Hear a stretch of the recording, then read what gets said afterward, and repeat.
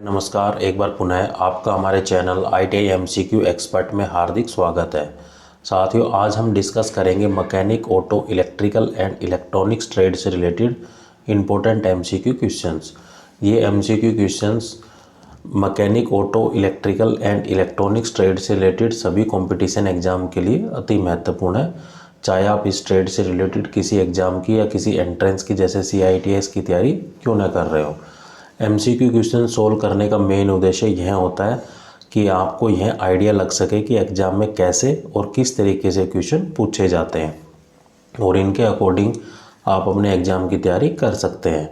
और अगर आप इस ट्रेड से रिलेटेड किसी पोस्ट के इंटरव्यू की तैयारी कर रहे हैं तो भी यह MCQ क्वेश्चंस आपके लिए काफ़ी हेल्पफुल है, क्योंकि जब आप इंटरव्यू देने जाएंगे किसी ऑर्गेनाइजेशन, किसी फर्म या किसी कंपनी में, किसी इंस्टीट्यूट में, तो इंटरव्यूअर जब आपसे technical related to mechanic, auto, electrical and electronics trade से रिलेटेड क्वेश्चन पूछेगा तो ये MCQ क्वेश्चंस आपको इंटरव्यू देने में काफ़ी मदद करेंगे।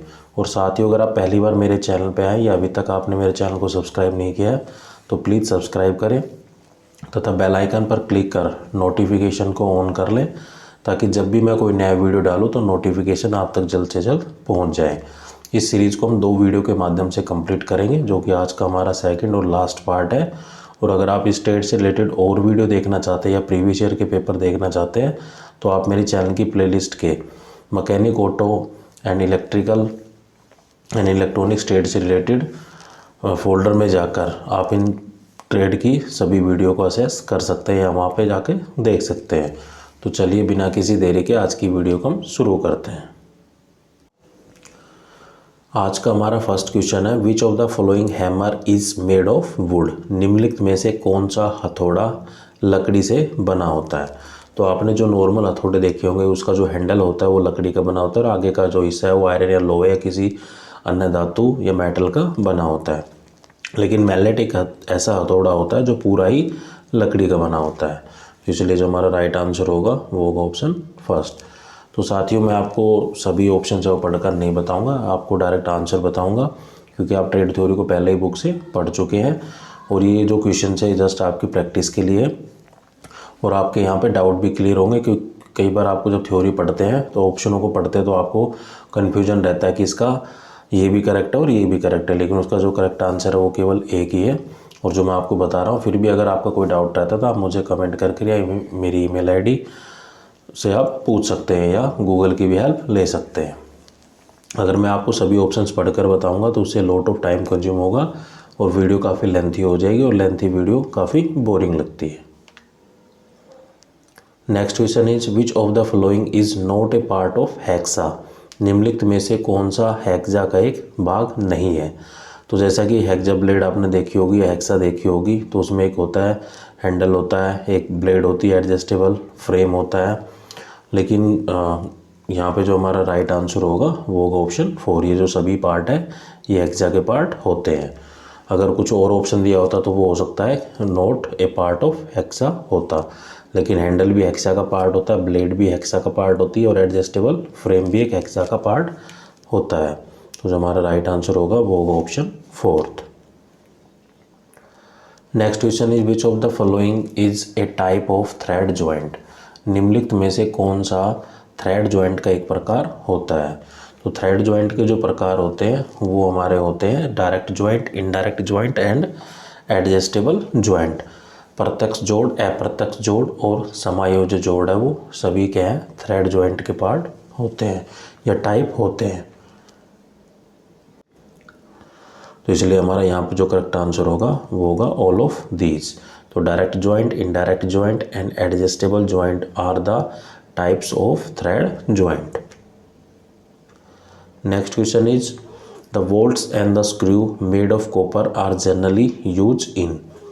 तांबे से निर्मित बोल्ट और स्क्रू का जो उपयोग है वो सामान्यतः किसके अंदर किया जाता है।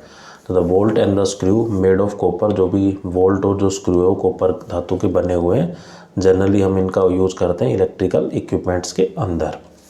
तो तांबे से निर्मित बोल्ट और स्क्रू का उपयोग सामान्यतः विद्युत उपकरण में किया जाता है। तो राइट आंसर होगा हमारा option first. Next question is, when the brake is pressed in a vehicle the which circuit of the vehicles lighting system is activate. जब किसी वाहन में ब्रेक दबाया जाता है तो वाहन के प्रकाशीय तंत्र का कौन सा परिपथ सक्रिय होता है। तो कई बार आपने जब देखा होगा कि जब गाड़ियों की जब हम ब्रेक अप्लाई करते हैं तो ब्रेक अप्लाई करते समय जो पीछे की जो लाइट है वो जल जाती है, तो उसको हम बोलते एक तरीके से स्पॉट लाइट सर्किट है वो काम करता है या एक्टिवेट हो जाता है। तो when the brake is press in a vehicle the stop light circuit of the vehicle lighting system will be activated. तो राइट आंसर होगा इसका option first. Next question is an internal combustion engine can be. तो जो आंतरिक दहन engine है वो हो सकते हैं। तो the internal combustion engine can B 2 stroke और 4 स्ट्रोक। तो दोनों ही हो सकते हैं। तो internal combustion engine can be both 2 stroke और 4 स्ट्रोक। तो राइट आंसर होगा हमारा option third. Next question is it will be appropriate to combine these batteries in to get 36 volt from the 3 battery of 12 volt. 12 volt की 3 बैटरियों से 36 volt प्राप्त करने के लिए बैटरियों को हम किस संयोजित में करना उचित होगा। तो बैटरी को जो सीरीज कॉम्बिनेशन होता है या जो समानांतर श्रेणी होती है उसके अंदर अगर कंबाइन करते हैं तो हम 36 वोल्ट प्राप्त कर सकते हैं, क्योंकि यहाँ पे 3 बैटरियों का इस्तेमाल किया गया और प्रत्येक की जो वोल्टेज है वो है 12 वोल्ट की। तो जो 3 वोल्टेज होगी 12 + 12 + 12, तो कितनी वोल्ट हमें अचीव होगी, वो होगी 36 वोल्ट। तो वो हम कैसे अचीव कर सकते हैं, हम श्रेणी क्रम या सीरीज क्रम में उसको लगाकर हम 36 वोल्ट प्राप्त कर सकते हैं 3 बैटरियों से, जिसकी प्रत्येक की जो क्षमता है वो है 12 वोल्ट। तो राइट आंसर होगा इसका हमारा option first. Next question is which circuit is appropriate in case of low visibility. कम दृश्यता की स्थिति में कौन सा परिपथ उपयुक्त होता है। तो जब भी लो विजिबिलिटी होती है, जैसा कि आपने देखा होगा कि सर्दियों के मौसम में धुंध ज़्यादा होती है, उसकी जो विजिबिलिटी होती है मतलब एक स्थान से दूसरे स्थान पर दिखाई नहीं देता है, तो इसका मतलब क्या है कि विजिबिलिटी लो है। तो उस टाइम जो एक तरीके से जो लाइट है या जो सर्किट काम करता है वो करती है हमारी फॉग लाइट सर्किट। तो fog light circuit is appropriate in case of low visibility. तो गाड़ियों के अंदर जो लाइट होती है वो फॉग लाइट यूज करते हैं जब भी विजिबिलिटी कम हो। तो राइट आंसर होगा हमारा option first. Next question is what is the advantage of smart light technology. Smart light प्रौद्योगिकी का क्या फ़ायदा होता है। तो स्मार्ट लाइट जो टेक्नोलॉजी है उसका जो मेन एडवांटेज या गुण होता है, by using it energy efficient can be increase. इसका उपयोग करके ऊर्जा दक्षता को बढ़ाया जा सकता है। Secondly automated control is possible according to the situation. स्थिति के अनुसार स्वचालित नियंत्रण संभव है। Use the sensor energy consumption can be reduce. Sensor का प्रयोग करके ऊर्जा की खपत को कम किया जा सकता है। तो ये जो सभी एक तरीके से हम कह सकते हैं कि उसके फ़ायदे या लाभ है, एडवांटेज है स्मार्ट लाइट टेक्नोलॉजी की। तो राइट आंसर होगा हमारा option fourth, all of these. Next question is which of the following device is use to turn the thermal and the cooling device on और ऑफ एज पर रिक्वायरमेंट या as per needed. तापीय और शीतलक उपकरणों को आवश्यकता अनुसार चालू या बंद करने के लिए कौन सी युक्ति का प्रयोग किया जाता है। तो आपने देखा होगा कि गाड़ियों में एसी भी होता है और एक तरीके से हीटर भी होता है। तो एक तरीके से थर्मल और जो कूलिंग का जो स्विच है अगर ऑन ऑफ करना है एज पर द रिक्वायरमेंट, जो डिवाइस जो काम में लिया जाता है वो होता है थर्मोस्टेट। तो thermostat device is use to turn the thermal and the cooling devices on और ऑफ एज पर नीडेड या एज पर रिक्वायर्ड। तो राइट आंसर होगा हमारा ऑप्शन फर्स्ट।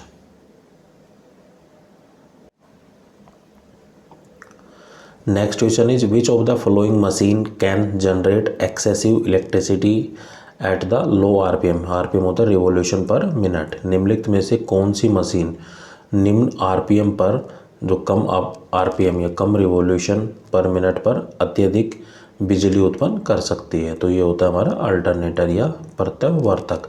तो alternator is a machine can generate the excessive electricity at the low RPM। तो right answer होगा हमारा option first. Next question is which of the following is not a part of motor starting system. निम्नलिखित में से कौन सा motor starting system का एक भाग नहीं है। तो मोटर स्टार्टिंग सिस्टम के जो भाग होते हैं जैसे बैटरी है, कीवे स्विच है, फ्लाई व्हील है, ये सभी क्या है मोटर स्टार्टिंग सिस्टम के पार्ट होते हैं। तो इसलिए जो हमारा राइट आंसर होगा वो होगा नन ऑफ दीज, या इनमें से कोई नहीं।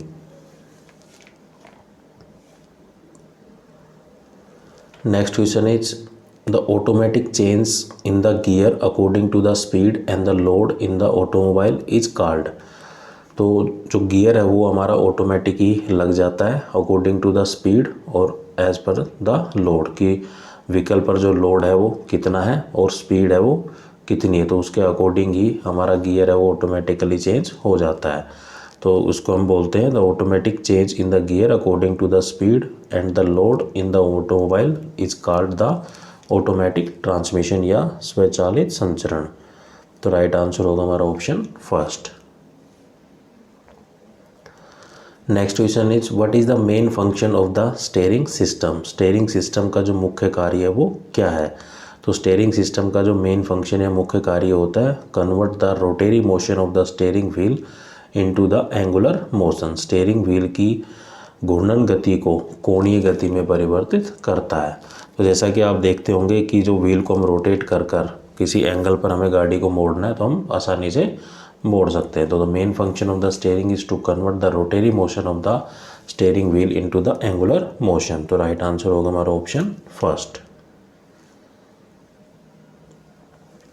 Next question is what is the purpose of exhaust gas recirculation system. निकास गैर पुनर्करण प्रणाली का जो मेन उद्देश्य है वो क्या है। तो the main purpose of the exhaust gas recirculation system is to reduce the emission of the subsidiary product of air pollutant। वायु प्रदूषण में सहायक उत्पादकों का उत्सर्जन वो कम करता है। तो जो एग्जॉस्ट सिस्टम एक तरीके से रिसर्कुलेट करता है जो एग्जॉस्ट गैस को, मतलब जो टॉक्सिक गैसेज होती है उनको बाहर कम आने देता है ताकि वो एयर पोल्यूशन है वो कम हो। तो राइट आंसर होगा हमारा option first. Next question is which of the following is an example of direct cooling system. निम्नलिखित में से कौन सा प्रत्यक्ष शीतलन तंत्र का एक उदाहरण है। तो ये एग्जाम्पल होता है एयर कूलिंग। तो air cooling is an example of direct cooling system. जब भी एक तरीके से हम चाहे कार के अंदर एसी चला रहे हैं, घर में एसी चला रहे हैं, तो हम जनरली कर क्या रहे हैं, एयर को ही तो कूल कर रहे हैं, वायु को ही तो ही ठंडा कर रहे हैं, तभी तो कूलिंग हो पा रही है। तो air cooling is an example of the direct cooling system. तो राइट आंसर होगा हमारा option first. Next question is what is the main function of condenser in AC या air conditioning system. Air conditioning system में condenser का जो मुख्य कार्य है वो क्या होता है। तो जो मेन जो फंक्शन होता है कंडेंसर का एसी के अंदर वो होता है convert the hot vapour into the liquid. तो जो बाहर से जो गर्म हवा है उसको किस में बदलता है, वो द्रव पदार्थ में या लिक्विड में कन्वर्ट करता है। तो एक तरीके से गर्म वाष्प को द्रव में परिवर्तित करना एयर कंडीशनिंग का जो कंडेंसर लगा होता है उसका मुख्य कार्य होता है। तो राइट आंसर होगा हमारा option first. Next question is which of the following is a balancing coil type electrically operated gauge. निम्नलिखित में से कौन सा संतुलित कॉइल टाइप विद्युत संचालित गेज है। तो जैसे फ्यूल गेज है, टेम्परेचर गेज है, एयर प्रेशर गेज है। जैसे फ्यूल गेज होता है कि फ्यूल को मापना कि फ्यूल कितना बचा हुआ है, टेम्परेचर गेज है, टेम्परेचर को मेजरमेंट करता है, और एयर प्रेशर गेज होता है जो एयर के प्रेशर को मापता है। तो all of these are the gauges mainly the balance coil type electrically operated gauge होते हैं। तो राइट आंसर होगा हमारा option fourth. Next question is generally which of the following component is not connected in the horn circuit. आमतौर पर निम्नलिखित में से कौन सा घटक हॉर्न परिपथ से वो जुड़ा नहीं होता है। तो जैसे बैटरी होती है, हॉर्न रिले, फ्यूज, ये सब क्या है कि हॉर्न सर्किट से जुड़े होते हैं। लेकिन जो एमीटर होता है, जो एमीटर कंपोनेंट है, that is not connected in the horn circuit. तो गाड़ियों में जो हॉर्न होता है उसके अंदर जो एमीटर जो सिस्टम है हमारा वो एक तरीके से कंपोनेंट है वो यूज़ नहीं करता है। तो इसमें हम करते हैं जैसे बैटरी है, सोलेनॉइड कॉइल है, solenoid coil with contact breaker, horn switch, horn relay, horn body and the plunger, ये सभी आइटम इसके अंदर यूज़ करते हैं, सभी कंपोनेंट का उपयोग करते हैं। तो लेकिन एमीटर का प्रयोग है वो हॉर्न सर्किट के अंदर नहीं किया जाता। तो राइट आंसर होगा हमारा option first. Next question is where is the horn switch normally installed in a vehicle. सामान्यतः हॉर्न स्विच को वाहन में कहाँ पर स्थापित किया जाता है। तो आपने देखा होगा कि जो स्टीयरिंग होता है, स्टीयरिंग के बीच में ही हॉर्न को लगाया जाता है। तो horn switch normally installed in a vehicle may be on the dashboard और at the centre of the steering wheel. जो डैशबोर्ड होता है गाड़ी का वहाँ पर लगाया जाता है, या फिर जो स्टीयरिंग व्हील होता है उसके सेंटर में लगाया जाता है।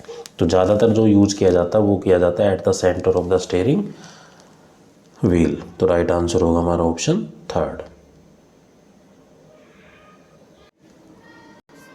Next question is which of the following is an example of external combustion engine. निम्नलिखित में से कौन सा एक बाह्य दहन इंजन का एक उदाहरण है। तो जो एक्सटर्नल कंबशन इंजन होता है वो हमारा होता है स्टीम इंजन। तो स्टीम या भाप engine is an example of the external combustion engine. तो right answer is option first. Next question is dash circuit of the vehicles lighting system is activated when the brake is press in a vehicle. जब किसी वाहन में break लगाया दबाया जाता है तो वाहन के जो प्रकाशीय तंत्र का कौन सा परिपथ है वो सक्रिय हो जाता है। तो ये होता है हमारा स्टॉप लाइट सर्किट। तो stop light circuit of the vehicle lighting system is activate when the brake is applied on the vehicle. तो राइट आंसर होगा हमारा option first.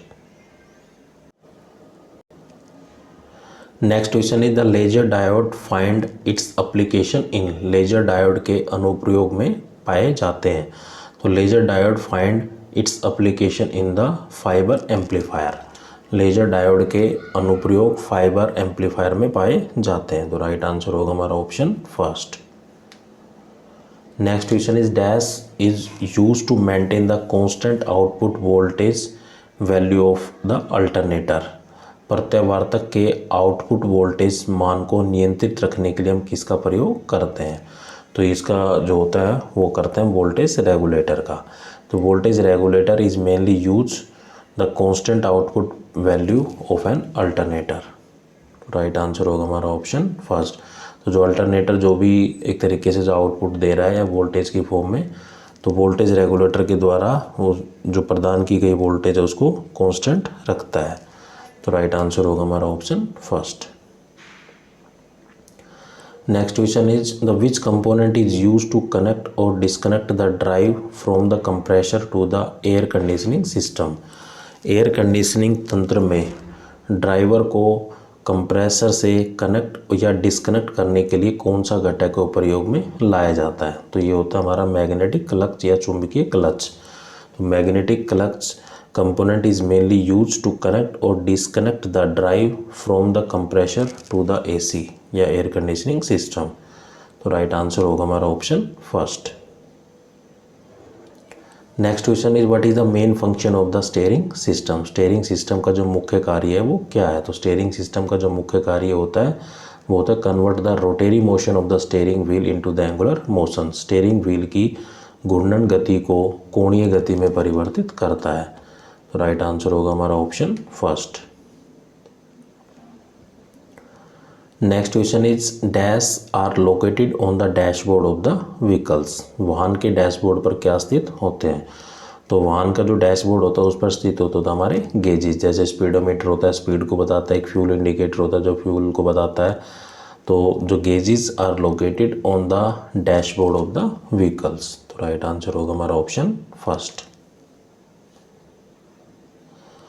Next question and one of the most important question is the 1 ton of refrigeration is equals to of power। जो 1 ton प्रशीतन की जो शक्ति है वो किसके बराबर होती है। तो 1 ton of refrigeration is equals to 3.52 kilowatt. तो इसका जो राइट आंसर होगा वो होगा हमारा option first. Next question is the which regulate the temperature inside the refrigeration cabinet. प्रशीतन कैबिनेट के अंदर तापक्रम को कौन नियंत्रित करता है। तो ये जब भी तापमान को बढ़ाना है घटाना है जो एक तरीके से नियंत्रित करता है तो वो होता है हमारा thermostat switch. Thermostat switch regulate the temperature inside the refrigeration cabinet. तो राइट आंसर होगा हमारा option first. Next question is dash battery is mostly use in automobile. Automobile पर जो मुख्यतः जो बैटरी प्रयोग की जाती है वो कौन सी बैटरी प्रयोग की जाती है। तो lead acid battery is most commonly use in the automobile vehicles या ऑटोमोबाइल्स के अंदर। तो राइट आंसर होगा हमारा option first. Next question is the discharge battery of an automobile get charge by. किसी ऑटोमोबाइल की अनावेशित बैटरी से आवेशित हो जाती है तो ये होती है हमारी डायनेमो से। तो the discharge battery of an automobile get charge by the dynamo. तो ऑटोमोबाइल की जो भी बैटरी होती है अगर वो डिस्चार्ज है अगर उसको चार्ज करना हो तो किसकी हेल्प से करते हैं, एक तरीके से हम डायनेमो की हेल्प से। The discharge battery of an automobile get charge by the dynamo. Right answer होगा हमारा option first. Next question is in an automobile there are dash diode in an alternator. किसी ऑटोमोबाइल में alternator में कितने diode होते हैं। तो in an automobile there are 6 diode in an alternator. Right answer होगा हमारा option first. Next question is which of these is not a part of the charging system in an automobile.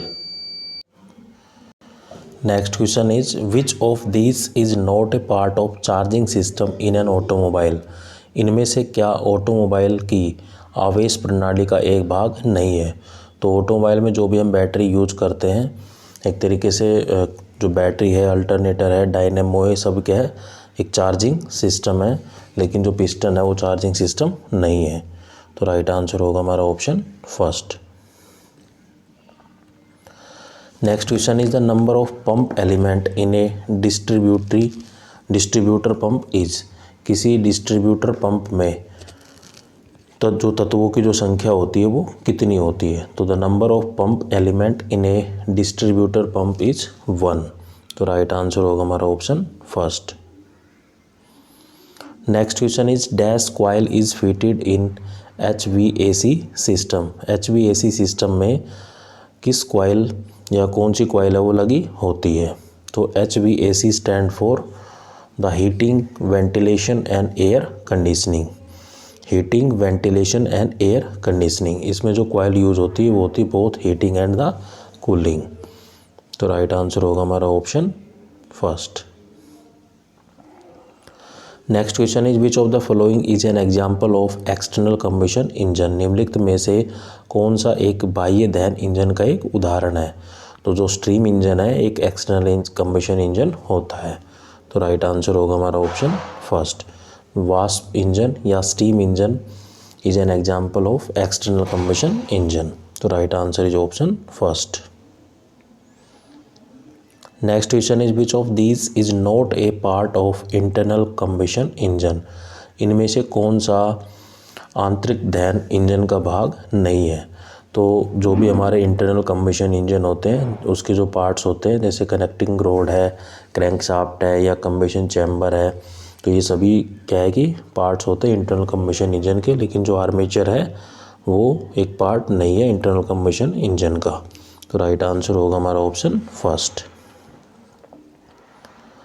Next question is by which unit the power of the engine can be expressed. कौन सी इकाई द्वारा engine की शक्ति को व्यक्त किया जा सकता है। तो इंजन की अगर शक्ति को बताना है उसकी कैपेसिटी को बताना है तो हम उसको हॉर्स पावर में भी और किलोवाट दोनों में बता सकते हैं। तो both horse power and the kilowatt is the unit of the power can be express. जो शक्ति को हम किलोवाट और हॉर्स पावर में बता सकते हैं। तो राइट आंसर होगा हमारा option third. Next question is dash is use to maintain a constant output voltage value of the alternator.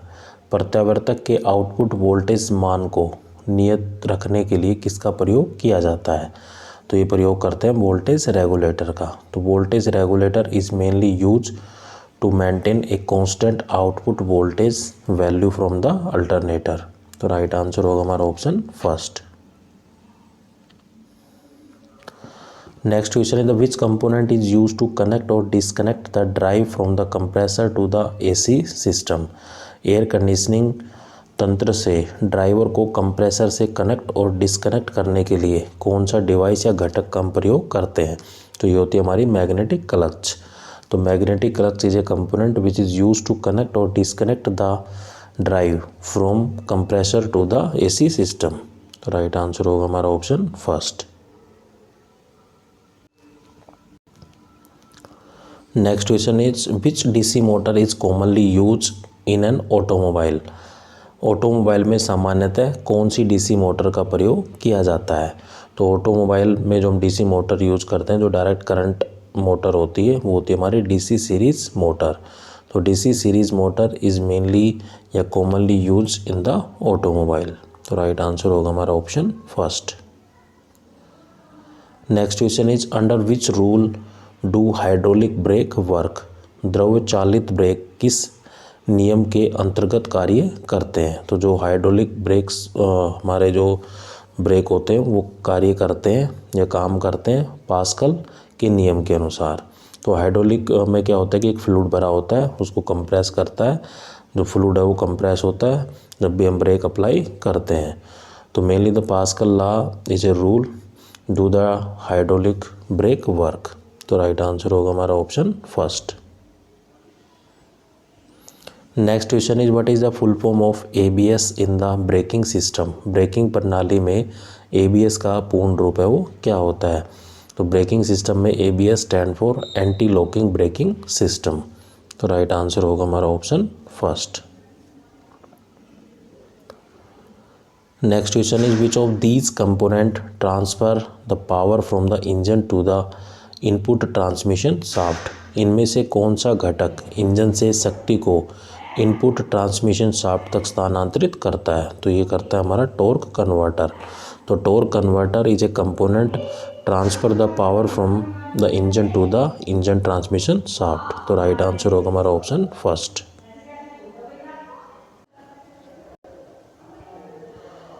Next question है the which can not be a simple planetary gear set. एक साधारण planetary gear set में क्या नहीं हो सकता? तो planetary gear set में जो उसके जो पार्ट होते हैं, जैसे प्लैनेट कैरियर होता है, रिंग गियर होता है, सन गियर है, ये सभी क्या है कि सिंपल प्लानेटरी गियर सेट के पार्ट होते हैं। इसमें जो हमारा जो राइट आंसर होगा वो होगा नन ऑफ दीज।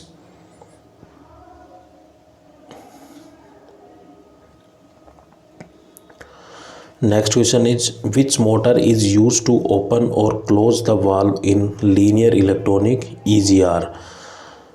रेखीय इलेक्ट्रॉनिक EGR में वाल्व को खोलने और बंद करने के लिए कौन सा मीटर है वो प्रयोग में लाया जाता है? तो EGR stand for exhaust gas recirculation. तो इसका जो करेक्ट आंसर होगा वो होगा option first.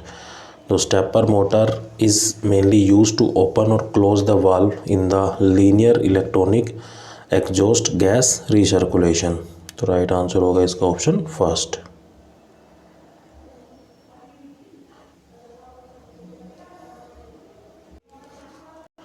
Next question is which of the following statement is true for the AC या एयर कंडीशनिंग। निम्नलिखित में से कौन सा कथन एयर कंडीशनिंग के लिए सत्य है? तो the air temperature entering the vehicle decrease by air conditioning. वाहन के अंदर प्रवेश करने वाली हवा का तापमान एयर कंडीशनिंग से कम हो जाता है। During the air conditioning there is a action of evaporation, condensation, compression and expansion. Air conditioning के दौरान वाष्पीकरण, संघनन, संपीड़न और प्रचार की क्रियाएं संपन्न होती है। In evaporation process the heat is taken away from the object. वाष्पीकरण प्रक्रिया में ऊष्मा वस्तु से बाहर ले जाई जाती है। तो ये सभी ऑप्शंस है वो सही है एयर कंडीशनिंग के बिहाफ में। तो राइट आंसर होगा हमारा option 4। Next question is which of the following is not a component of the AC system. इनमें से कौन सा एयर कंडीशनिंग सिस्टम का घटक नहीं है। तो एयर कंडीशनिंग सिस्टम के जो पार्ट होते हैं जैसे एवापोरेटर कॉइल होती है, कंडेंसर कॉइल होती है, कंप्रेसर होता है, लेकिन वाटर प्योरीफायर है that is not a component of the AC system. तो राइट आंसर होगा हमारा ऑप्शन फर्स्ट। नेक्स्ट क्वेश्चन है what purpose can be serve by a dual filament bulb use in vehicles. दो filament युक्त bulb का प्रयोग वाहन में या वाहनों में कौन से उद्देश्य की पूर्ति करने के लिए किया जाता है। तो it can be use both the stop and the tail light. तो टेल लाइट होती है हमारी एक तरीके से जो स्टॉप लाइट और टेल लाइट दोनों के प्रयोग के लिए हम जो ड्यूअल फिलामेंट जो बल्ब है वो व्हीकल के अंदर यूज करते हैं। तो राइट आंसर होगा हमारा option third. Next question is are located on the dashboard of the vehicle. वाहन के डैशबोर्ड पर क्या स्थित होते हैं।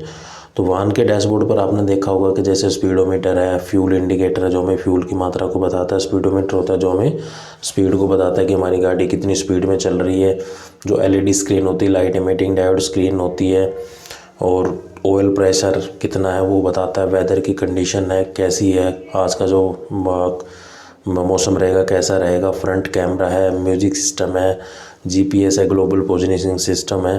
तो ये सब कहाँ पे लोकेटेड होते हैं व्हीकल के, ये होते हैं हमारे डैशबोर्ड पर, जिनको हम एक तरीके से गेजेस भी बोल सकते हैं। तो राइट आंसर होगा हमारा ऑप्शन फर्स्ट।